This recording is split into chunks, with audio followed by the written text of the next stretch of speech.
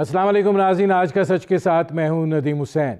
आज वज़ीर आज़म इमरान ख़ान की ज़ेर सदारत पार्लिमानी पार्टी और इत्तेहादी जमातों का इजलास हुआ। ज़ाहिर है पाकिस्तान की मईशत जो है वो इस वक्त हुकूमत कोई भी दावे करे, लेकिन ज़मीनी हक़ाइक़ जो हैं वो मुख्तलिफ हैं और इसकी बास गश्त जो है इस मीटिंग के अंदर भी सुनाई दी और ये बात कही गई कि लोगों का ख्याल किया जाए, ज़मीनी हक़ाइक़ जो हैं वो देखे जाएं, ये टेक्नोक्रेट्स चले जाएंगे, हम ज़लील और रुस्वा हो जाएंगे। ये मामला जो है ये इस हवाले से भी था कि महंगाई और बेरोज़गारी का बढ़ता हुआ जो सिलसिला है, इसके साथ साथ तवानाई की कीमतों में भी इजाफ़ा होता चला जा रहा है और हुकूमत तसलसल के साथ उनको बढ़ाने का सोच रही है। जो बातें सामने आईं और वहाँ पर जो बात कही गई कि जी कर्ज़ों की बहुत बात की जाती है, हमने 11 खरब के जो कर्ज़े लिए उसमें से 6 खरब रुपया जो है वो असल और सूद की अदायगियों में हुआ, कुछ पैसा जो है वो रुपए की कदर गिरने से बढ़ा और बाकी जो है वो अखराजात हमारे बड़े ट्रांसपेरेंट है। लेकिन जिस मुल्क की मईशत जो है वो 1% या 1.5% के हिसाब से ग्रो करने की बात हो रही हो, आबादी उसकी 22 करोड़ हो और बाकी जो चीज़ें हैं उनकी आगे पोजीशनिंग इस तरीके से हो कि ये ग्रोथ रेट जो है ये 5.5 या 6% के हिसाब से होगा, तो फिर वो मसाइल जन्म लेंगे जो मसाइल जन्म ले रहे हैं। हुकूमत का ये भी मौक़िफ़ है कि जितने भी मुआशी इशारे हैं वो मुस्बत हैं और इस बात का इजहार कर रहे हैं कि पाकिस्तान की मईशत जो है वो इस्तेकाम की जानिब गामज़न है। लेकिन जिस तरह का डिप्रेशन और फ्रस्ट्रेशन दिखाई दे रही है, जो कि बढ़ती हुई महंगाई, बढ़ते हुए बिलों और बढ़ती हुई अशियाए ज़रूरिया की कीमतें जो हैं, चाहे वो अद्वियात की शक्ल में हों या चाहे वो दूसरी सूरत में हों, यकीनन आवाम के लिए मुश्किलात का सबब बनी हुई हैं और उनके लिए बेचैनी का बाइस भी बन रही हैं। सनतकार जो हैं वो इस हवाले से अपने उनके तहफ़्फ़ुज़ात हैं और ज़ाहिर है जब पॉलिसी मेकिंग में भी ताख़ीर हो जाए तो फिर मामलात जो हैं गड़बड़ होते हैं। हमारी जो टेक्सटाइल पॉलिसी है उसका भी इस वक्त यही हाल है। बरामदात में अगर दरामदात जो हैं वो 4.8% बढ़ी हैं तो बरामदात भी इसी शरह से कम हुई हैं। इस बात की तवक्को की जा रही थी कि ये जो बीच में एक सर्ज आया था, एक इजाफ़ा हुआ था, ये यकीनन उन कॉन्ट्रैक्ट्स के कैंसिल होने का नतीजा था जो भारत, बांग्लादेश या श्रीलंका के हवाले से थे। लेकिन अब आगे इसका तसलसल बरकरार रह पाता है या नहीं, ये जो इदाद शुमार हैं ये इसके भी अक्कास हैं और ज़ाहिर है कि अगर मईशत जो है उसकी सूरत हाल ऐसी है तो फिर आगे का मामला जो है वो कैसे होगा। बुनियादी तौर पर ये वो मंजरनामा है जिस पर करेंगे बात। आपका अपने मेहमानों से तारुफ़ करवाते हैं।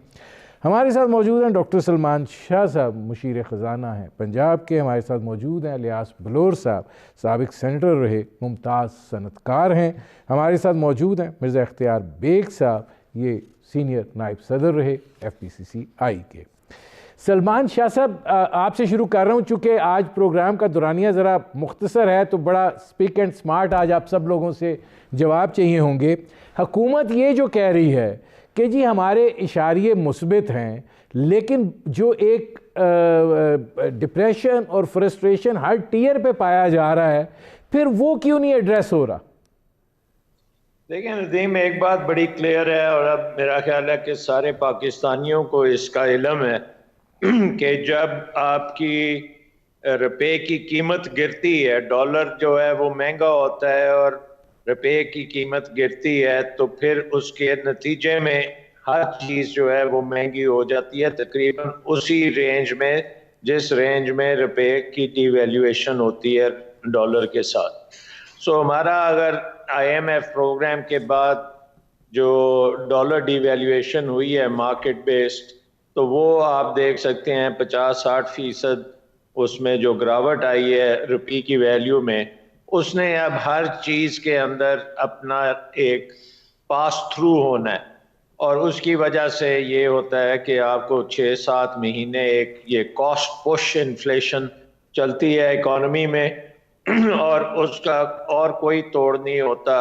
अदर देन कि आपकी रुपए की कीमत जो है वो दोबारा से ऊपर जाए। सो जब मुस्तहकम होती है तो फिर ये कॉस्ट पुश इन्फ्लेशन डिवैल्यूएशन की वजह से रुक जाती है, और उसके बाद अगर आगे चल के बहुत ज़्यादा कोई इकोनॉमिक ग्रोथ जब होगी और जब आपकी सप्लाई साइड जो है वो डिमांड से केटर नहीं कर पाएगी तो फिर एक और किस्म की इन्फ्लेशन होगी। लेकिन इस वक्त हमारे पास जो स्टेबिलिटी नज़र आ रही है वो एक खुश आइंद बात है, और उसकी तरफ सारे इकोनॉमिस्ट भी इशारा कर रहे हैं कि अब आपकी जो वो गिरावट थी वो ख़त्म हो गई है। अब ये ग्रेजुअली अब बेहतरी की तरफ जा जाएगी। रहे और स्टेट मैं शाह साहब आता हूं ताकि इस पे मॉनेटरी पॉलिसी आई है जी उसमें भी ये इंडिकेशन आई है कि अब इंटरेस्ट रेट्स जो हैं वो मुस्तहकम रहेंगे। और आपको पता है हाइट जब थी इसकी 13-14% से वो तकरीबन 7% पे आ गई हैं, तो ये एक बहुत बड़ी अचीवमेंट है। मैं और आता हूं शाह आपने साहब, इसमें इलियास बलोर साहब मैं आपसे ये जानना चाह रहा हूं कि आप समझते हैं कि मामलात जो हैं वो इस्तेकाम की तरफ चल पड़े हैं? ज़ाहिर है मनफी ग्रोथ थी, अगर हम 1% या 1.5% की भी बात कर रहे हैं तो उसने नीचे से ही ऊपर आना है। सनत का पहिया जो है वो चल पड़ा है। इख्तियार बेग अपना छोटा भाई है। शाह साहब ने जो फरमाया मैं उससे एग्री बिल्कुल नहीं करता। डॉलर का रेट जो है ये बढ़ा है, ये किस हुकूमत में बढ़ा है और क्यों बढ़ा है? देखे ना, इसमें भी एक इनकी अपनी नालायकी है, जो इनकी नाहली है उसकी वजह से बढ़ा है। डॉलर जब ये इन्होंने हुकूमत ली उस वक्त 5.5% ग्रोथ रेट था। आज ये 1.5 जो कह रहे हैं मैं नहीं मानता। इंडिकेटर जो है वो जो पिछले महीने में ठीक थे, पॉजिटिव थे, इस महीने में नेगेटिव हो गए हैं। आपकी लार्ज स्केल इंडस्ट्री ठीक है, पॉजिटिव जा रही है। पाकिस्तान में कितनी लार्ज स्केल इंडस्ट्री है? स्मॉल एंड मीडियम इंडस्ट्री जब तक चलेगी नहीं, जब तक स्मॉल एंड SME नहीं ग्रोथ करेगी, पाकिस्तान की इकानमी ग्रोथ नहीं कर सकती। आपको 20 बिलियन अगर भेजा गया है बाहर के पाकिस्तानियों ने, वो उनकी मेहरबानी, मेहनत करते हैं, मजदूरी करते हैं, उधर से रेमिटेंस करते हैं। लेकिन इस वक्त जो पिछली दफ़ा नेगेटिव, इस वक्त आपके पास टोटली सरमाया इस वक्त कितना डॉलर है? आपके पास 13 बिलियन डॉलर है। 9 बिलियन डॉलर तो आपकी सिर्फ तेल की और एडिबल ऑयल की इंपोर्ट है। तो आप एक महीने की इंपोर्ट के मुताबिक, 2 महीने की इंपोर्ट के मुताबिक आपके पास डॉलर नहीं है। आप जो मर्जी बातें करें खान साहब तो इलेक्शन प्राइम मिनिस्टर बनने से पहले बड़ी बड़ी बातें कर रहे थे कि अमेरिका से डॉलर आएंगे और पाकिस्तानी ये करेंगे, पाकिस्तानी, किसी ने कुछ भी नहीं किया। ये बातें सारी अभी भी जो शाह साहब फरमा रहे हैं मैं बिल्कुल एग्री नहीं करता। जब तक आपकी स्मॉल एंड मीडियम इंडस्ट्री जब तक वो पॉजिटिव नहीं जाएगी उस वक्त तक पाकिस्तान की इकानमी ग्रोथ नहीं करेगी। मैं आता हूं इलियास बलोर साहब, मैं आता हूं। इस वक्त देखिए, इस महीने जो है आप डिफिसिट में जा रहे हैं। आपकी जो एग्रीकल्चर है वो डिफिसिट में है। आपका क्या चीज आप पॉजिटिव जा रहे हैं? मैं इलियास बलोर साहब आता हूं जी, इलियास बलोर साहब मैं आता हूं। इसमें मिर्ज़ा इख्तियार बेग साहब एक और चीज़ की भी निशानदेही यहाँ पर ज़रूरी है, क्योंकि टेक्सटाइल सेक्टर जो है उसका एक रोल है। अब टेक्सटाइल पॉलिसी जो है वो आनी थी। रज़ाक दाऊद साहब भी बड़ी मायूसी का इजहार कर रहे हैं। क्या आपको मसला क्या नज़र आता है, पेचीदगी क्या है कि क्यों नहीं ये हो पाई? ये बहुत अच्छा सवाल है और मैं उसमें आपको फैक्चुअल पोजीशन बतलाने की कोशिश करूँगा। पहली चीज़ तो यह है कि प्राइम मिनिस्टर ने एक्सपोर्ट को बूस्ट करने के लिए और बिलखुसूस टेक्सटाइल की एक्सपोर्ट को बढ़ाने के लिए उन्होंने टेक्सटाइल पॉलिसी 2020 से 2025 जो है उसके लिए एज ए फॉर्मल अप्रूवल दी थी, लेकिन इनफॉर्मल अप्रूवल दी थी। अभी उनकी अपनी कैबिनेट में इसमें इतना तजाद है कि वो इसको ब्लॉक कर रहे हैं, वो इसको रोक रहे हैं, वो इसको ECC में नहीं आने दे रहे हैं, वो कैबिनेट में नहीं आने दे रहे हैं। हालांकि ये किसी एक शख्स का फ़ायदा नहीं है, ये मुल्क का सबसे बड़े सेक्टर जो 60% टोटल एक्सपोर्ट को कैटर करता है, जो 40% जॉब्स फराहम करता है, ये उस सेक्टर के रिवाइवल की बात है जिसमें अच्छे इशारे आ रहे हैं। बांग्लादेश और इंडिया के जो ऑर्डर कैंसिल हुए हैं वो हमारी तरफ आए, उनसे हमारा एक्सपोर्ट्स में इजाफा हुआ है। तो ये बड़ी अफसोस की बात है। अब उसमें मैं फिगर दूंगा, इस टेक्सटाइल पॉलिसी में RLNG का गैस $6.5 पर MMBTU तजवीज़ किया गया था, जिससे 111 बिलियन की कॉस्ट आएगी हुकूमती ख़जाने पे। पावर का 7.5 सेंट्स पर किलोवाट का आता, उसे 123 बिलियन की आएगी। डोमेस्टिक गैस की कीमत उन्होंने तय करी थी इसकी 786 MMBTU। DLTL जो ड्यूटी ड्रॉबैक के हैं, लोकल टैक्सेस, उसका रिफंड है जो 420 बिलियन। और लॉन्ग टर्म फाइनेंसिंग के लिए 5% मार्कअप पे जो फाइनेंसिंग कंसेशनल दी थी उस पे 109 बिलियन का असर है। और लास्ट है एक्सपोर्ट रिफाइनेंसिंग, 3% पे 75 अरब का कौमी ख़जाने पे बोझ है। टोटल मिला के ये 6 चीज़ें 838 अरब रुपए का 5 साल में इम्पैक्ट डाल रही हैं। लेकिन आप ये देखें कितनी ताज्जुब की बात है कि उनकी अपनी कैबिनेट में कुछ सीनियर मिनिस्टर्स नहीं चाहते कि बिजली के रेट जो हैं वो फिक्स किए जाएं एक्सपोर्ट ओरिएंटेड इंडस्ट्रीज़ के लिए, बिलखुसूस टेक्सटाइल के लिए। गैस के रेट नहीं तय हों, डोमेस्टिक गैस, RLNG। तो आप जब तक ये चीज़ें नहीं करेंगी आप कॉस्टिंग कर नहीं सकते, हम अपनी पोजीशन नहीं ले सकते, हम एक्सपोर्ट ऑर्डर नहीं पकड़ सकते। और ये चीज़ें शेकी करेंगे सरमायाकार को जो एक्सपेंशन करना चाहता है मशीनरीज वगैरह मंगा के, कि आपके हुकूमत के अपने जो वज़रा हैं वो प्राइम मिनिस्टर की सिमत में नहीं देख रहे हैं, बल्कि वो इसको ब्लॉक कर रहे हैं, इसको होल्ड कर रहे हैं, जो बड़ी मायूस कुन बात है। सलमान साहब, मैं आपसे ज़रा इस पॉलिसी इशू पे बात करके फिर बेग साहब की तरफ जाना चाहूँगा। ये फरमाइएगा कि ज़ाहिर है टेक्सटाइल इंडस्ट्री का मामला ऐसा है कि जब तक आप डाइवर्सिफाई नहीं करते तब तक आपको इन्हिसार इसी पे करना है। तो अगर ये एक टेक्सटाइल पॉलिसी बन रही है तो आपको क्या दिखाई देता है कि पॉलिसी साइड के ऊपर ये क्या उलझन क्यों है कि हुकूमत जो है या उसके वज़रा जो हैं वो इसको आगे पुश ऑन नहीं होने दे रहे? देखें, तो एक दो बातें पहले मैं कर लूं, क्योंकि बलोर साहब ने एक बात की है कि डिवैल्यूएशन किसने की है। डिवैल्यूएशन हमें पता है कि जब आपका खसारा जो था, तजारती खसारा जो था, वही $40 अरब का था, और आपका करंट अकाउंट खसारा जो है वो $20 अरब का था, और आपने कर्जों जो बैरून मुल्क कर्ज वापस करने थे एक साल में वो $10 अरब थे। तो आपके पास डॉलर्स है ही नहीं थे। अगर आपके पास डॉलर्स नहीं है तो आप रुपए की कीमत आपके सामने है कि वो मेंटेन नहीं हो सकती। और जब ऐसी सिचुएशन होती है तो इसको बैंकरप्सी कहते हैं, और बैंकरप्सी जब होती है तो आपको IMF में जाना लाजमी होता है, नहीं तो उसके अगर आप वो नहीं करेंगे तो फिर उससे भी बहुत बड़ा नुकसान होता है। सो पहली बात तो ये है कि जो आपके खसारे थे, बड़े बड़े तजारती खसारे, और जो आपने फॉरेन बोरोइंग की हुई थी पिछले 10 सालों में, उसका ये नतीजा निकला कि आपका रुपया जो है वो क्रैश किया।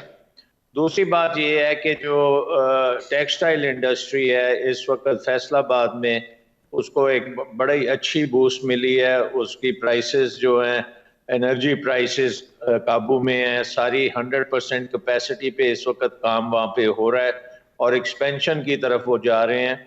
स्टेट बैंक की जो टर्फ की फाइनेंसिंग है वो भी पूरी भर गई है, इस्तेमाल हो गई है, और स्टेट बैंक उसको अब एक्सटेंड करने को जा रहा है।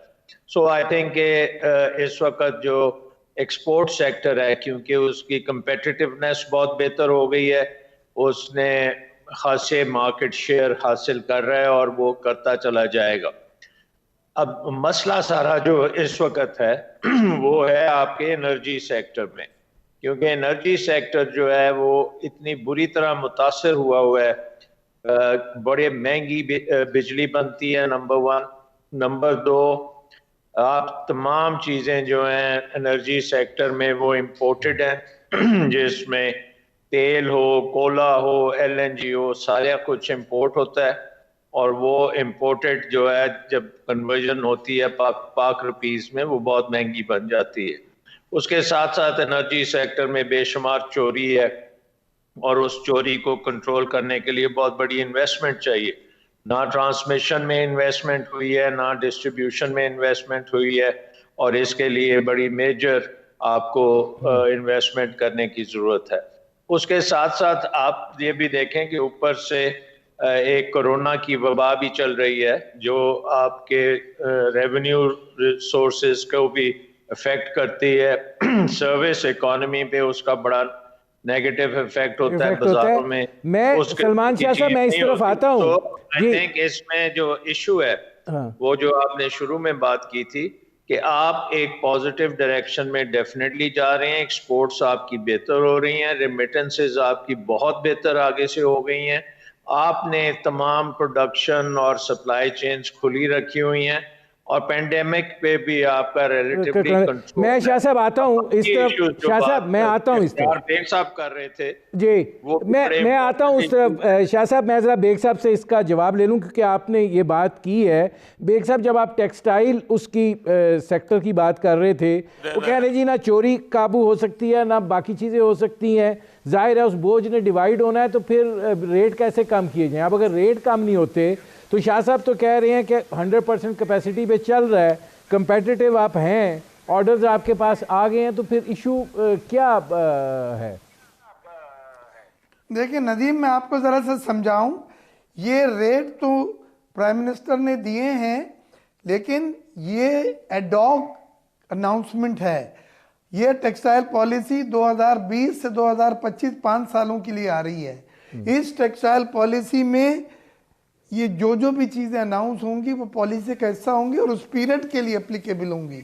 हम यही चाह रहे हैं कि जो भी आपने मेजर्स लिए हैं जिससे एक्सपोर्ट में थोड़ा बहुत बेहतरी आई है, लार्ज स्केल मैन्युफैक्चरिंग ग्रोथ बढ़ी है, उन चीज़ों को आप एक फिक्स पीरियड के लिए कंफर्म करें ताकि हमें ये नहीं पता चले कि जी 2021 में मार्च में कुछ रेट हैं और वो विड्रॉ करके फिर जून से वो बढ़ गए, तो ये पोजीशन हम फिर अपने ऑर्डर पे कॉस्टिंग वगैरह नहीं कर सकते। तो पहली चीज़ तो मेरी ये रिक्वेस्ट है कि जो टेक्सटाइल पॉलिसी में रज़ाक दाऊद साहब ने चीज़ें रिकमेंड की हैं वो चीज़ें एडॉक मेजर पे उसमें से काफ़ी सारी अनाउंस की हुई हैं, चल रही हैं, लेकिन हमें ये चाहिए कि टेक्सटाइल पॉलिसी का एक हिस्सा बना के उसको 5 साल के लिए एक रोड मैप दें ताकि लोग सरमायाकारी करें। जो सलमान साहब कह रहे थे फैसलाबाद में लोग कर रहे हैं, बिल्कुल कर रहे हैं इस उम्मीद पे कि ये सब चीज़ें हमें मिल जाएंगी।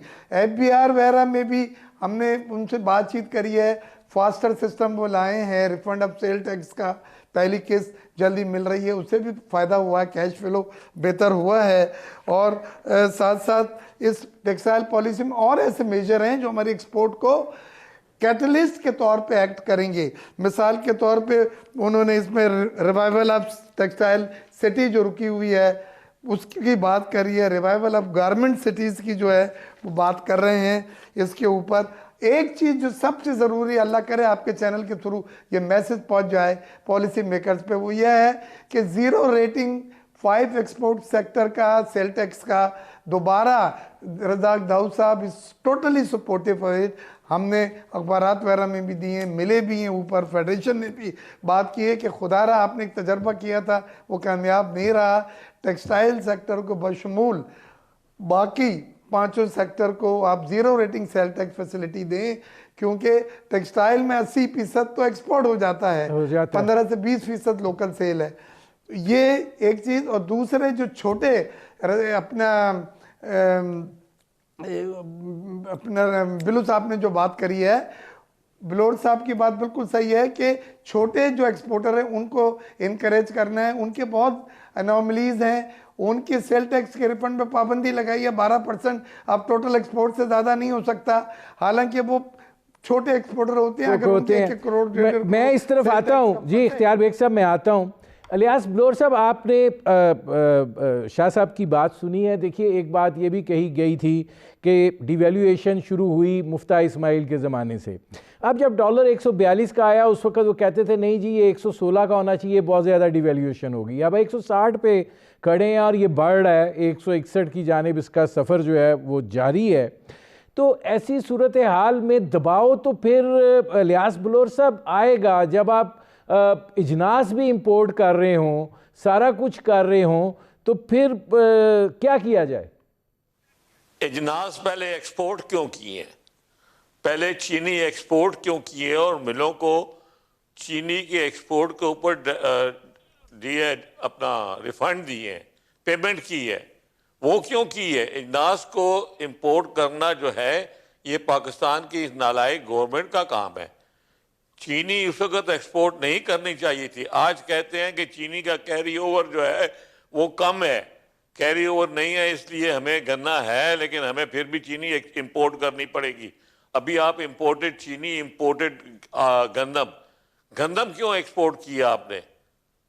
देखे ना, गंदम का आटा एक्सपोर्ट किया है, काबल कहाँ से गया कहाँ तक, और वो क्यों गया है, किसने इजाज़त दी है? इस नालायक गवर्नमेंट ने दी है ना, मैंने तो नहीं दी। हम तो अगर सेनेट में रिटायर हैं 21 साल के बाद, हम भी सेनेट में होते तो हम ये रोकते इस चीज़ को। अब बैठे हुए लोग हैं वो तो मतलब है उनको शायद इसका इल्म नहीं था कि जो एक्सपोर्ट हो रही है क्यों हो रही है। बात सीधी सी है, आज भी इस मुल्क में जो इस एग्रीकल्चर है वो डेफिसिट में जा रहा है। आपके पास जो लोग पहले जो जब पीपल पार्टी की गवर्नमेंट ख़त्म हुई थी 480 डेफिसिट था इलेक्ट्रिसिटी का कर रहे थे।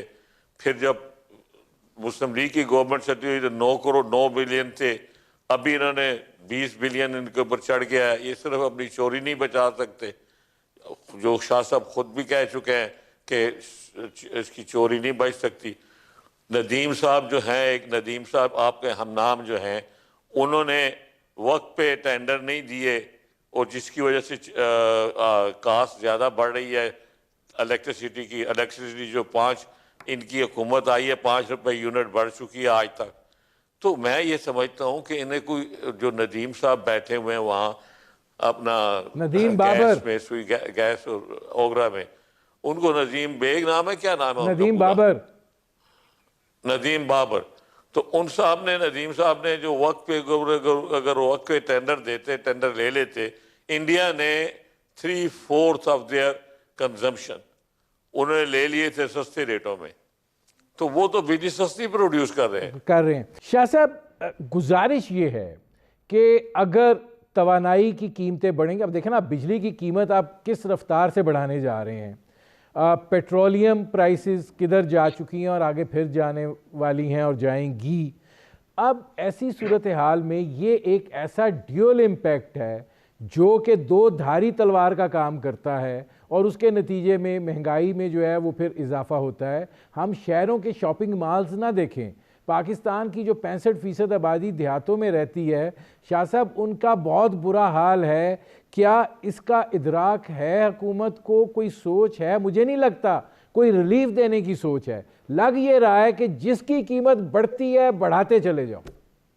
देखें, बात यह है कि जाहिर है कि हुकूमत को भी उतना ही फिक्र है जितना सबको फिक्र है, और हुकूमत ने इसी अवाम के साथ जाके इलेक्शन में भी हिस्सा लेना है और तमाम इकदाम जो पॉसिबल हैं वो किए जा रहे हैं। लेकिन अगर आपने 30,000 मेगावाट के बिजली के लगा लिए हैं जो महंगे तरीन हैं और जिनको आप इम्पोर्टेड फ्यूल पे चलाएंगे और उनकी जो है कोई डोमेस्टिक उसमें इनपुट ही नहीं है, और उनके साथ आपने इंटरनेशनल बाइंडिंग कॉन्ट्रैक्ट्स किए हुए हैं, कैपेसिटी पेमेंट आपको पता है कि जो प्रोजेक्ट्स नए आते जा रहे हैं उनके 200% इजाफा कैपेसिटी पेमेंट में ही हो चुका है। यानी कि अगर आप बिजली लें या ना लें, उनको आपने जो पैसा देना है उसमें बेशुमार इजाफा है। तो हमें तो एक गलत फ्यूल साइकिल में फंसा के गवर्नमेंट्स चली गई है ना पिछली। अगर पाकिस्तान में इस वक्त हमारा हाइडल की पावर होती अगर पाकिस्तान में इस वक्त बिजली सूरज से बन रही होती ताकि हमें ये इंपोर्ट ना करना पड़ती सारी चीज़ें, तो बिजली सस्ती होनी थी। अब महंगी बिजली का नुकसान टेक्सटाइल को भी है, महंगी बिजली का नुकसान एक सारिफ को भी है, और आपकी इकॉनमी का जो ग्रोथ है वो इसकी वजह से खासी बुरी तरह मुतासिर होता है।